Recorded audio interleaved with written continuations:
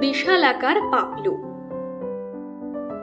এ হলো 9 বছরের ছোট্ট দৈত্য পাপলুর কাহিনী। অন্য দৈত্যদের মতো ছিল না পাপলু। ওরা লড়তে ভালোবাসত, আর এদিকে পাপলুর লড়াই করা পছন্দই ছিল না মোটে।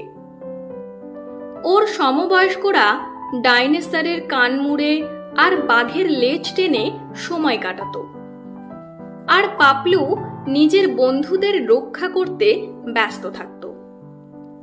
পাপলুর মায়ের খুব চিন্তা ওকে নিয়ে। এক রাতে পাপলুকে ঘুম থেকে তুলে উনি বললেন, বাবাই, তুমি আমাদের সাথে এইখানে কখনোই সুখী থাকতে পারবে না। আমি তোমায় একটা গ্রামে নিয়ে যাচ্ছি, যেখানে সাধারণ মানুষ থাকে। তুমি গ্রামের প্রধান রাঘবের সাথে থাকবে। গ্রামে ঢোকার ঠিক আগে মা ওকে চোখ বন্ধ করতে বললেন। চোখ খুলে দেখতেই পাপলু প্রায় অজ্ঞান হয়ে গেল। ও নিজের আকারের 10 ভাগের 1 ভাগ হয়ে গেছে, আর ওর মাও। পাপলুর মা ওকে রাঘবের হাতে তুলে দিয়ে বনে ফিরে গেলেন। কয়েকদিনের মধ্যেই পাপলু গ্রামের ছেলে মেয়েদের সাথে ভালো বন্ধুত্ব করে ফেলল। একদিন রাঘব খুব চিন্তিত হয়ে বাড়ি ফিরলেন। অঙ্গার নামে এক নির্মম দস্যু আমাদের গ্রামের থেকে বাইরে যাওয়ার পথ আটকে দিয়েছে। এখন আমরা খেতে কাজ করতে পারবো না, আর নির্ঘাত আমরা সবাই অনাহারে মারা যাব। পাপলুর ভীষণ ইচ্ছে হলো কোনো মতে রাঘবের সাহায্য করবে। ওর হঠাৎ কিছু মনে পড়ে গেল। বন থেকে বেরোনোর আগে মা ওকে একটা জাদু মন্ত্র দিয়েছিল, যেটা বললে ও আবার দৈত্যকার হয়ে যেতে পারে। ব্যাস, দৈত্য হয়ে গেলেই তো অঙ্গার আর ওর দলকে সামলে নিতে পারবে। পাপলু যা পারে সব করে দেখলো। মাথার ওপরে দাঁড়ালো, কান ধরে টানলো, কিন্তু কিছুতেই মন্ত্রের কথাগুলো মনে করতে পারল না। হঠাৎ ও একটা মিষ্টি তোতলা গলার আওয়াজ শুনতে পেল। পাপলুদা, আমার সাথে খেলা করবে প্লিজ?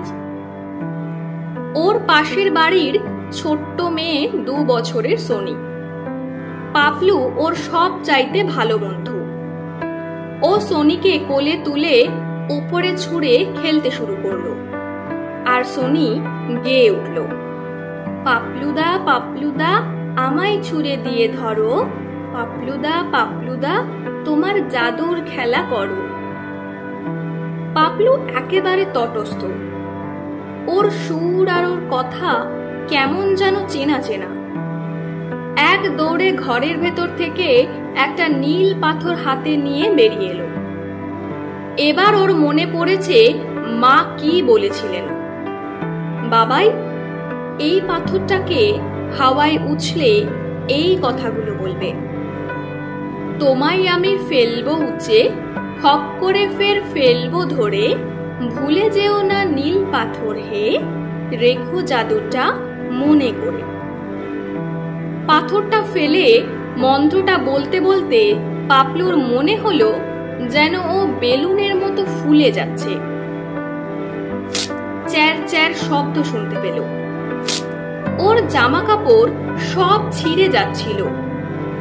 ও যদি শিগগির কোথাও লোকানোর জায়গা না খোঁজে, ও একেবারে গ্রামের মাঝখানে নিজের মাপের থেকে 100 গুণ ছোট একটা জামা পরে হাঁ করে দাঁড়িয়ে থাকবে।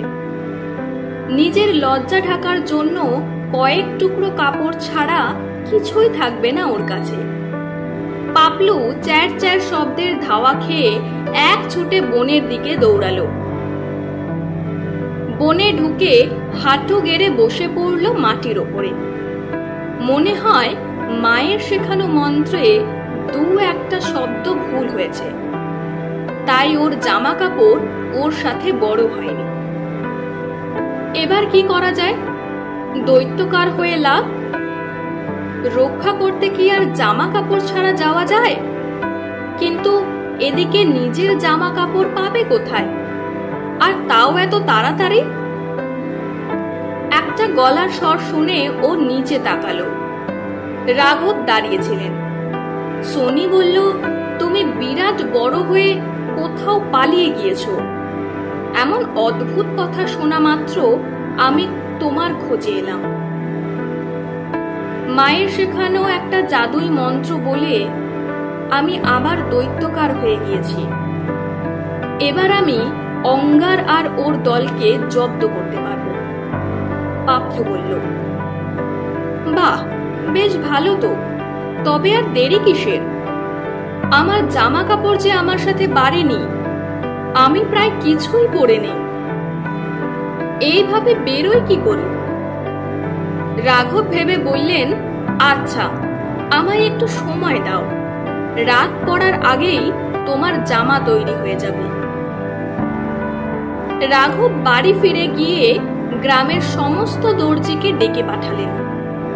একসাথে 21 জন হাজির। রাঘব তাদের ব্যাপারটা বুঝিয়ে বললেন, আমার পাপলুর জন্য একজোড়া পাজামা আর পাঞ্জাবি চাই, যত তাড়াতাড়ি সম্ভব। ব্যাস, শুরু হয়ে গেল পাপলু সাজাও অভিযান। দর্জিগুলো হুড়মুড়িয়ে পাপলুর পিঠে, হাতে, গায়ে, পায়ে উঠে পড়ে ওর মাপ নিচ্ছে। কি মজার দৃশ্য! গ্রামের যত লোক যে যেখানে যা কাপড় খুঁজে পেল তা নিয়ে এলো। এমনকি সোনিও নিজের পুতুলের শাল দান করলো এই কাজে। 7 ঘন্টায় জামা তৈরি।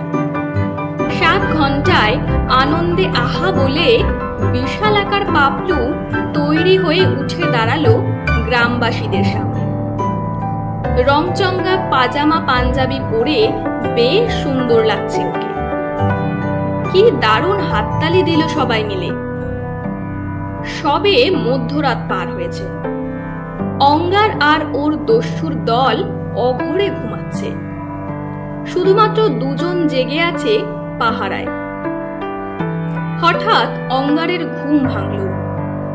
কেমন একটা অদ্ভুত শব্দ শুনতে পাচ্ছিল যেন। উঠে হাতে তরোয়াল নিয়ে ও ছুটে তাঁবু থেকে বেরিয়ে এলো। অন্য দস্যুরাও নিজেদের ভালা, তরোয়াল তুলে নিজেদের তাঁবু থেকে বেরোচ্ছিল। হুশ! ওই যে আবার এলো শব্দটা, আরো যেন কাছে আসছে। হুশ! অঙ্গার এদিক ওদিক চাইল। মনে হলো যেন একটা প্রচন্ড ঝড় বেগ ধরেছে। গাছপালা সব দুলতে লাগলো, আর ধীরে ধীরে আওয়াজ যেন কান কালা করে দেওয়ার মতো বেড়ে উঠল। হুশ! হুশ! অঙ্গারের মনে হলো ওকে যেন হাওয়ার জোরে কেউ তুলে নিয়ে যাচ্ছে, হাত পা ছুঁড়ে আঁকড়ে ধরার উপক্রমে। কোনো মতে মরিয়া হয়ে কিছু একটা ধরে রাখার চেষ্টা করলো, কিন্তু কিছুতেই কোনো লাভ হলো না। ও হাওয়ায় ভাসমান। ওর বাঁদিকে ওর অনুগত জার্নেল একটা বিশ্রী ডাইনোসরের মতো ঝুলে আছে। অন্যদিকে ওর সবচাইতে দক্ষ ওসি যোদ্ধা হাওয়ায় তরোয়াল হাতড়াচ্ছে, কোনো মতে নিজের অস্ত্র ধরার চেষ্টায়, যেটা ওর সামনে হাওয়ায় উড়ে যাচ্ছে। কয়েক মিনিট পর ছপাত করে একটা আওয়াজ হলো। ওরা সোজা গ্রামের দক্ষিণ নদীতে গিয়ে পড়ল। যেই না ওরা হাঁপাতে হাঁপাতে কেঁপে বিষম খেয়ে নদীর পাড়ে এসে পৌঁছালো, ওদের মাথার ওপর একটা বিশাল ছায়া এসে পড়ল। এই হতচ্ছাড়া অঙ্গার, বলে উঠল ছায়াটা। অন্ধকার রাতে যেন তার কণ্ঠস্বর গম গম করে শোনা গেল। আগে আমতা আমতা করে বলে উঠল সকলের জন্য ভয়ঙ্কর সে অঙ্গার। সেই যবে থেকে ওর বাবা রোজ বুন্দেলা ওকে জিলিপি খাওয়ার দোষে ঠেঙিয়েছিলেন, তবে থেকে অঙ্গার এত ভয় পায়নি। এবার আমি তোমায় শুধু একটু থাবড়ে থুবড়ে দিয়েছি। এরপর যদি তুমি বা তোমার লোকেরা গ্রামের আশেপাশেও দেখা দাও, তোমাদের সকলের গায়ের থেকে হাত পা ছিঁড়ে নিয়ে কপিয়ে চিবিয়ে খাবো। এ আজ্ঞে মহারাজ, আর কোনোদিন এই জায়গার 1000 মাইলের মধ্যেও আসবো না। বেশ কথা, মনে রেখো, যদি জানতে পারি যে তোমরা এই দিকের পাশ ঘেঁষেও যাচ্ছ, তাহলে তোমাদের পিষে নদীতে তোমাদের রস বইয়ে দেব মাছেদের খাওয়ার জন্য। হ্যাঁ মহারাজ, কিন্তু দয়া করে বলুন আমায়, আপনি কে? আগে তো কখনো আপনাকে দেখিনি এখানে। আমি এই গ্রামের রক্ষাদেব, বলল পাপলু। এক মুহূর্ত একেবারে চুপ থেকে বলল, আর আমার নাম বিশালাকার পাপলু। আর এই কথা বলে পাপলু গটগট করে গ্রামে ফিরে গেল। অঙ্গার আর ওর দস্যু দল সেই রাতেই গ্রাম ছেড়ে চলে গেল। আর তারপর ওদের খোঁজ কেউ কখনো পায়নি। পাপলু আবার নিজের আকারে ফিরে গেল, কিন্তু কোনো মতেই ও নিজের নাম আর ফিরে পেল না। এরপর থেকে সকলের কাছে, এমনকি ছোট্ট সোনির জন্যও ও হয়ে গেল বিশালাকার পাপলু।